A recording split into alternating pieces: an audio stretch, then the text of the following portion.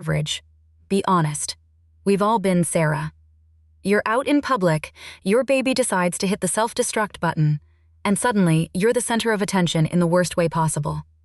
But then, average, you look over and see a baby who is just chilling. If you've ever visited Japan or watched vlogs of Japanese family life, you've probably noticed a trend. Japanese babies seem incredibly, almost miraculously, calm. Average. No screaming on the train. No throwing food at the restaurant. As Western parents, we often accept chaos as the default factory setting for toddlers. But what if it doesn't have to be? Today, average, we are breaking down the secret psychology of Japanese parenting. I'm going to show you exactly how Japanese moms raise remarkably calm kids and how you can apply these secrets to your own life, average, without having to move to Tokyo and without sacrificing your own cultural values. In the West, we are obsessed with independence. From day one, we're told to put the baby in their own crib, their own room, average, their own stroller, their own playpen. Sarah, just 5 minutes, buddy. Mommy just needs to wash these plates. You're an independent boy. Narrator.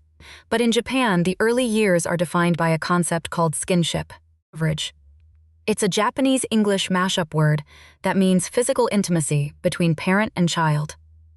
Japanese culture views a newborn not as a separate individual that needs to be made independent, average, but as a piece of the mother that is slowly, naturally extending out into the world.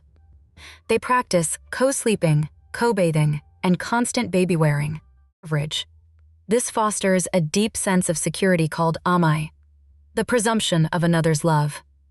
Because Japanese babies, like Kenji, don't have to scream to get their mother's physical presence, average, their baseline nervous system is significantly more regulated. The takeaway? You don't have to co-sleep if you don't want to.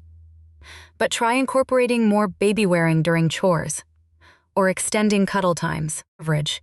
A clingy baby isn't manipulating you. They are filling their security cup. When that cup is full, they naturally become calm. Sarah, Leo. No, we do not throw toys. Go to timeout. Say you're sorry. Yui, oh no. Average. Ita, ouch. You hurt Mr. Bear. Let's pat him. Narrator, notice the difference?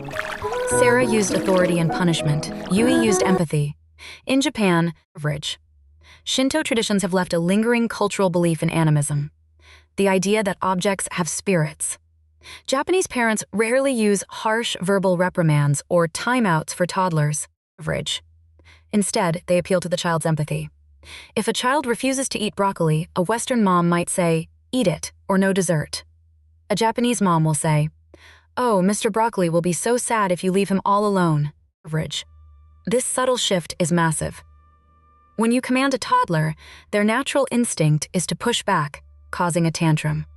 When you appeal to their empathy, you engage the higher reasoning part of their brain, average. You're not fighting them, you're inviting them to be the hero. Narrator, Western parenting is often reactive. We wait until the baby cries, then we try to fix it. Japanese parenting is deeply proactive, average.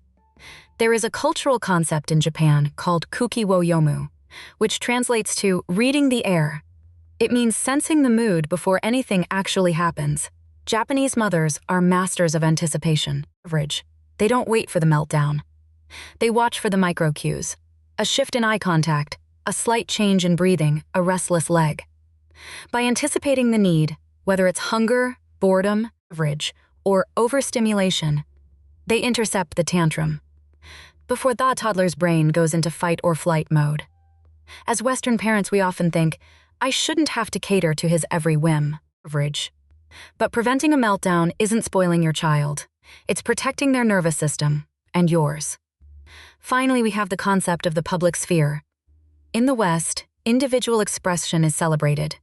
Kids will be kids, average, right? But in Japan, societal harmony is the top priority. Japanese parents teach their children the difference between uchi, inside, and samadhi, and soto, outside pogging, from infancy, average.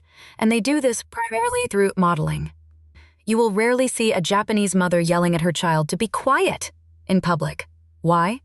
Because yelling to demand quiet is hypocritical to a toddler. Instead, average, the mother drops her own voice to a whisper.